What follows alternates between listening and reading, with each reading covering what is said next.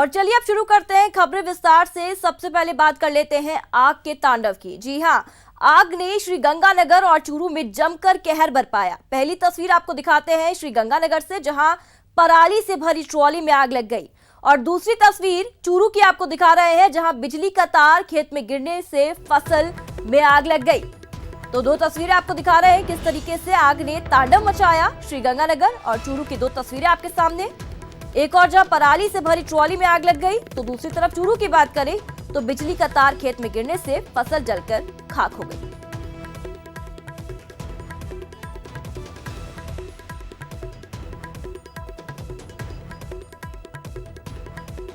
तो पहले बात श्रीगंगानगर के घटसाला की कर लेते हैं, जहां पराली से भरी ट्रॉली में भीषण आग लग गई। आग लगने से इलाके में अफरा तफरी मच गई। तस्वीरें आप देख सकते हैं और अंदाजा लगा सकते हैं कि कितनी भीषण ये आग रही होगी। तो तस्वीरें आप देख सकते हैं, आग की लपटें उठती आपको दिखाई देंगी, और जहां तक आप देखेंगे आपको सिर्फ यहां पर धुएं का गुबार उठता दिखाई देगा। तो श्रीगंगानगर में आग ने तांडव मचाया, पराली जलकर खाक हो चुकी है। तो वही चूरू की तस्वीर आपको दिखाते हैं। यहां पर बिजली विभाग की लापरवाही किसानों को महंगी पड़ गई। दरअसल दाऊदसर में 11,000 केवी की लाइन टूटकर खेत में जा गिरी, जिससे किसानों की फसल जलकर खाक हो गई।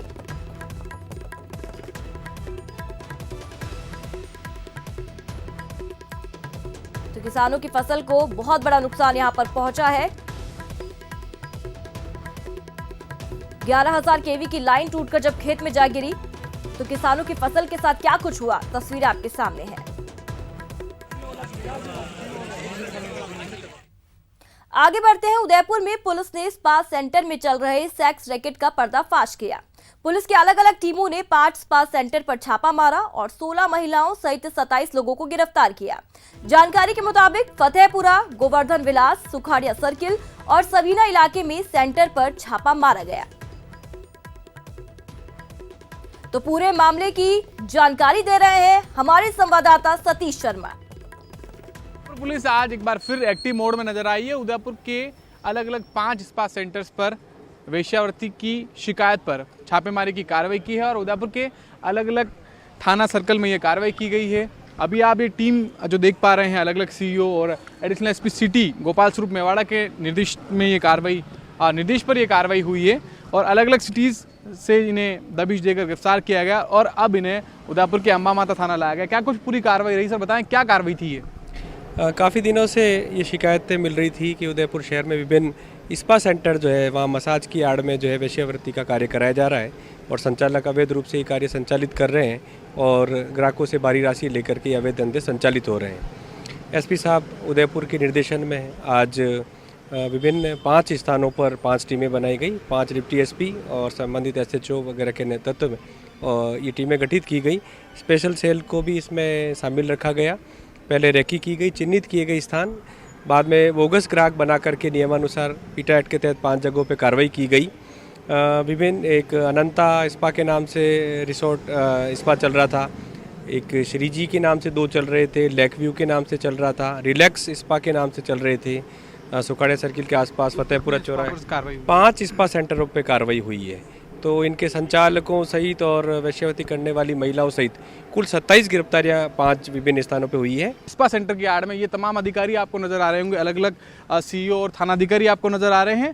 इनके द्वारा ये कार्रवाई की गई, और उदयपुर पुलिस के लिहाज से आज कहेंगे ये बड़ी कार्रवाई है, जहाँ 27 लोगों की गिरफ्तारी उदयपुर में हुई है। कैमरामैन जमाल खान के साथ सतीश शर्मा, न्यूज़ 18 उदयपुर। और अब बड़ी खबर आप तक पहुंचा दें, आपको बता दें कि पक्षियों की मौत पर आज सुनवाई होनी है। जयपुर हाई कोर्ट में इस पूरे मामले पर आज सुनवाई होगी। सरकार आज अपना जवाब पेश करेगी। तो बड़ी खबर आप तक पहुंचा रहे हैं, पक्षियों की मौत पर आज सुनवाई होगी। दरअसल सांबर झील में जो पक्षी मर रहे हैं, उसको लेकर जयपुर हाई कोर्ट में आज सुनवाई होगी, और सरकार की तरफ से आज जवाब पेश किया जाएगा।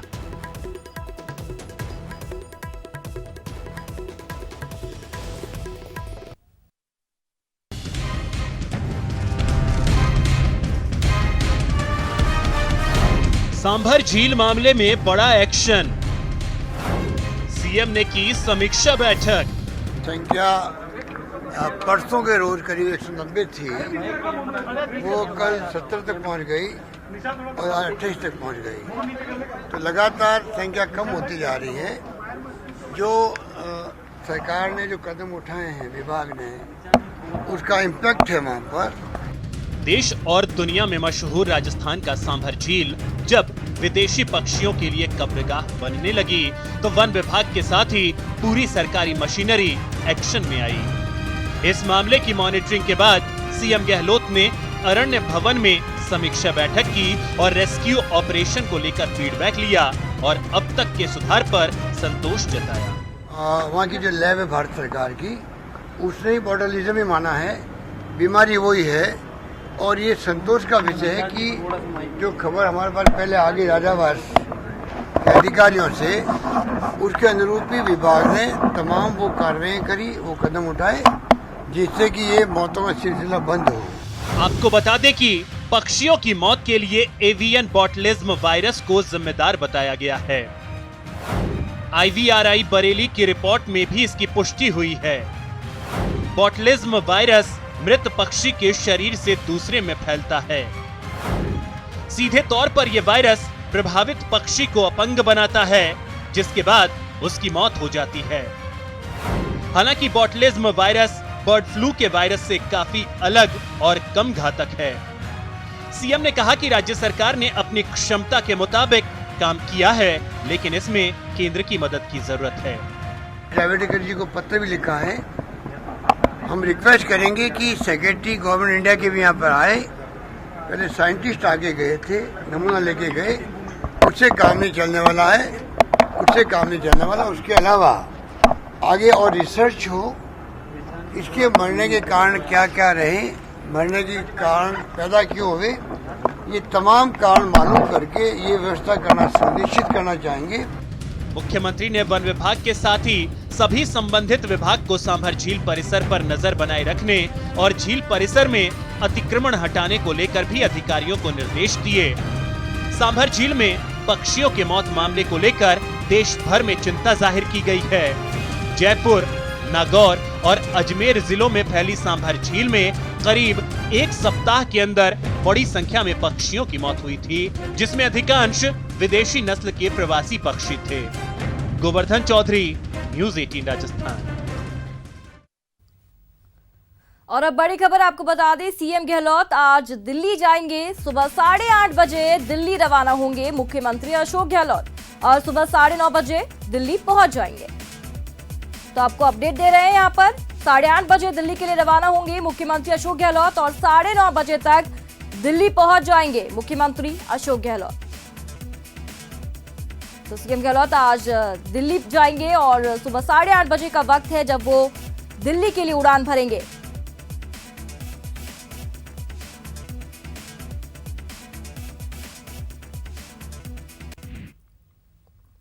बनारस हिंदू विश्वविद्यालय के संस्कृत विभाग में असिस्टेंट प्रोफेसर फिरोज खान की नियुक्ति पर घमासान मचा हुआ है। विश्वविद्यालय के छात्र फिरोज की नियुक्ति के खिलाफ आंदोलन कर रहे हैं। इन सब के बीच सीएम गहलोत ने यूपी के डिप्टी सीएम से बात की। उन्होंने पूरे मामले में डिप्टी सीएम से हस्तक्षेप करने को कहा। साथ ही कहा कि आरएसएस और बीजेपी को गर्व होना चाहिए कि कोई मुस्लिम संस्कृत का प्रोफेसर बना है। कल मैंने डिप्टी चीफ मिनिस्टर यूपी से बात करी है, मिस्टर शर्मा जी से, और मुख्यमंत्री महोदय से मैंने बात करी। फ़ोन लगा और फ़ोन कट गया, तो बात मेरी हो नहीं पाई है। पर मैंने उनको रिक्वेस्ट करी है कि आप तत्काल इंटरवीन करें, आरएसएस के लोगों को और बीजेपी के लोगों को और जितने भी हिंदू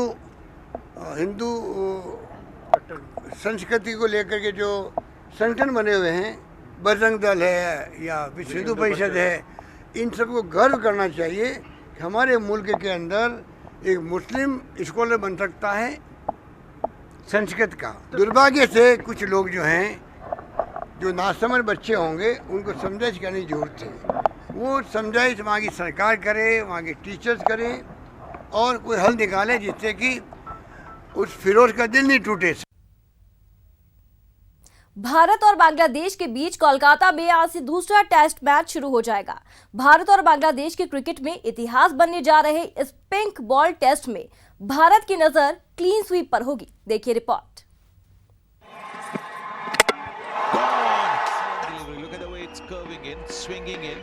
खत्म हुई लाल गेंद की बारी।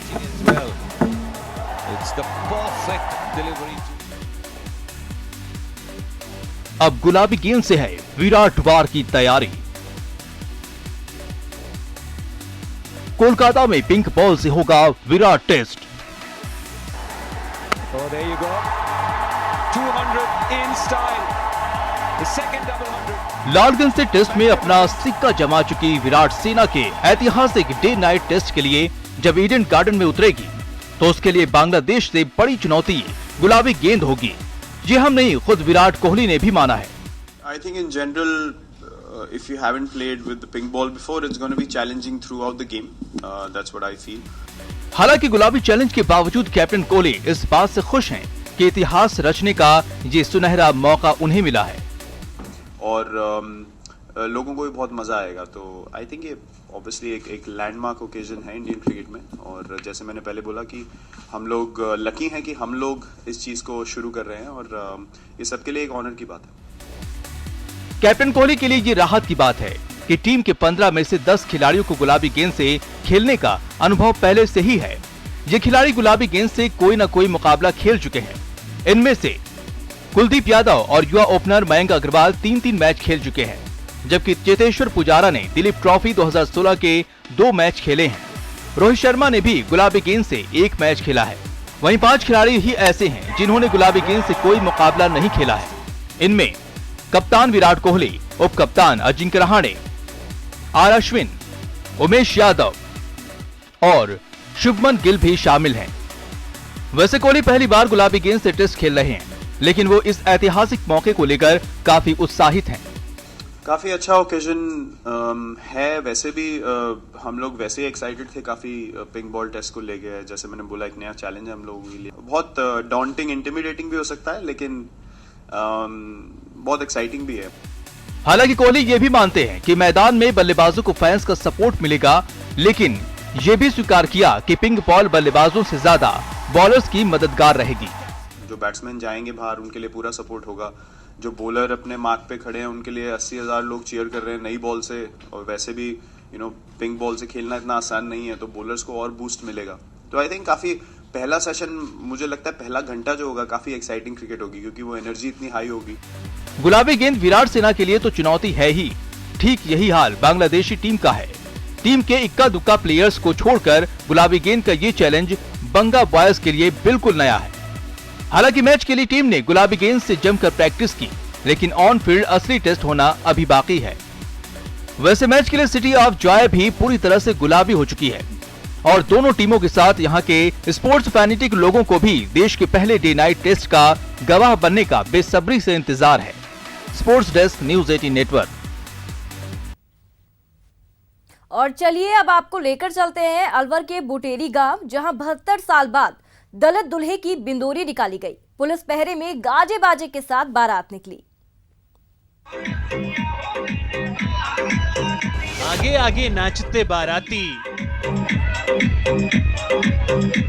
घोड़ी पर सवार दूल्हे राजा, पीछे पीछे पुलिस का पहरा,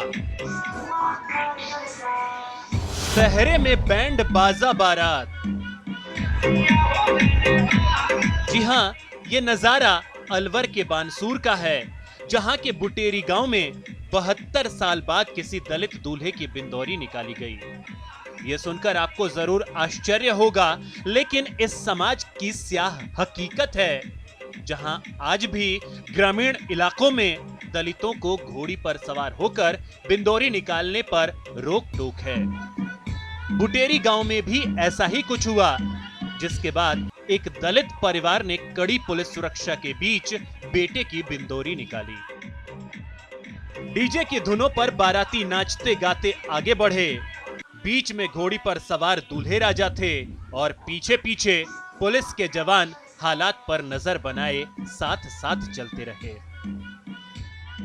बानसूर तहसील के बुटेरी गांव में आज़ादी के 72 साल बाद अनुसूचित जाति के परिवार द्वारा वैवाहिक कार्यक्रम में गुड़चरी का कार्यक्रम आयोजित किया गया, जिसमें पर्याप्त पुलिस जाब्ता व प्रशासन मौजूद रहा। दरअसल दूल्हे के परिजनों ने घोड़ी पर बिंदौरी निकालने के दौरान हमले की आशंका जताते हुए पुलिस से सुरक्षा की मांग की थी, जिसके बाद गांव में भारी पुलिस बल तैनात किया गया। पूरा गांव छावनी में तब्दील हो गया। खुद बहरोड डीएसपी और तहसीलदार भी मौके पर पहुंचे और पुलिस के पहरे में बैंड बाजा बारात निकली। हमारा यहाँ पर पूरा जाब्ता वगैरह और आया हुआ है और SHO बानसूर और मैं अन्य अधिकारी भी यहाँ पर आए हुए हैं। शांति व्यवस्था बनी हुई है और कार्यक्रम शांतिपूर्वक संपन्न हो चुका है। बहरहाल शांतिपूर्ण तरीके से पूरा कार्यक्रम संपन्न हुआ, लेकिन इन सब के बीच एक ही सवाल है, आखिर कब जात धर्म से आजाद होगा हमारा समाज। राजेंद्र प्रसाद शर्मा, न्यूज़ 18, अलवर।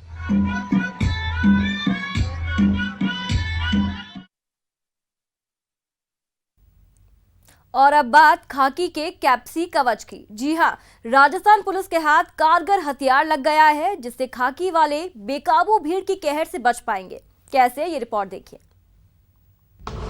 खाकी के लिए जीवन रक्षक, बेकाबू भीड़ पर लगाम, मॉब लिंचिंग का जानदार तोप, भीड़ पर जोरदार प्रहार, पुलिस का कारगर हथियार, खाकी का कैप्सी कवच, नॉन लिथिल वेपन का स्प्रे अवतार। जी हां, भीड़ को कंट्रोल करना अब राजस्थान पुलिस के लिए चुटकियों का खेल होगा, क्योंकि खाकी को कैप्सी कवच मिल गया है, एक ऐसा नॉन लिथिल स्प्रे जिससे राजस्थान पुलिस भीड़ को आसानी से नियंत्रित कर सकेगी और स्थिति आउट ऑफ कंट्रोल होने पर कैप्सी ग्रेनेड का इस्तेमाल भी कर सकेंगे। यही नहीं, अब थानाधिकारी पिस्टल के साथ इस स्प्रे को भी साथ रखेंगे। कहीं पर भीड़ उग्र होती है तो पुलिस इस स्प्रे का इस्तेमाल कर भीड़ को बिना किसी नुकसान के नियंत्रित और तितर बितर कर सकेगी। नॉन लीथल वेपन, जिससे कि जान का नुकसान तो नहीं होता है, लेकिन भीड़ को काबू करने का उसमें क्षमता होता है। तो ऐसा एक नॉन लीथल वेपन इंट्रोड्यूस किया जा रहा है, जो एक कैप्सी स्प्रे है, जिसमें एक इचिंग या होने वाला उसमें एक मिक्स है, जो कि आप यूज़ कर सकते हैं भीड़ पे जब आप घिर गए हैं अपने बचाव के लिए। और ये एक केस के साथ आता है, जो जैसे हम लोग बेल्ट में वेपन लगाते हैं, उसी तरह इस केस में आप इसको अपने यूनिफॉर्म के साथ कैरी कर सकते हैं। अब जरा ये भी जान लीजिए कि आखिर पुलिस का कैप्सी कवच काम करता कैसे है। थानाधिकारी अब ड्यूटी के दौरान पिस्टल के साथ कैप्सी स्प्रे को भी वर्दी के साथ लगा कर रखेंगे। अगर कहीं जमा भीड़ अनियंत्रित या उग्र होती है तो पुलिस इस स्प्रे का भीड़ पर छिड़काव करेगी, जिसके बाद भीड़ में शामिल लोगों की आंखों और शरीर पर जलन होगी। हालांकि कुछ देर बाद सब कुछ सामान्य हो जाएगा, यानी इससे किसी तरह का शरीर को नुकसान नहीं होगा और पुलिस आसानी से उग्र भीड़ पर काबू पा सकेगी। इचिंग होगी, जलन होगी, परेशानी होगा, बट वैसा कोई परमानेंट डैमेज नहीं होगा। फॉर द इंस्टेंस कुछ देर के लिए वो अनकंफर्टेबल हो जाएगा और अटैक करने के बजाय वो भीड़ डिस्पर्स हो जाएगी। प्रदेश के पुलिस महकमे में सभी जिलों और मुख्यालयों में कैप्सी स्प्रे और कैप्सी ग्रेनेड उपलब्ध करवाए गए हैं। जोधपुर में भी सभी थानाधिकारियों को बाकायदा इसके इस्तेमाल की ट्रेनिंग दी जा रही है, ताकि जब भीड़ बेकाबू हो जाए तो लीथल वेपन के बजाय नॉन लीथल वेपन के इस्तेमाल से खुद और आम जन दोनों की रक्षा हो सके। जोधपुर से न्यूज़ 18 के लिए शेर सिंह के साथ ललित सिंह की रिपोर्ट। दिल में अरमानों की उड़ान लिए एक परिवार पाकिस्तान से हिंदुस्तान आया, लेकिन 6 सालों बाद भी ये परिवार बेगाना है और अब तो इनके सामने हिंदुस्तान छोड़ने या फिर मरने की नौबत तक आ चुकी है।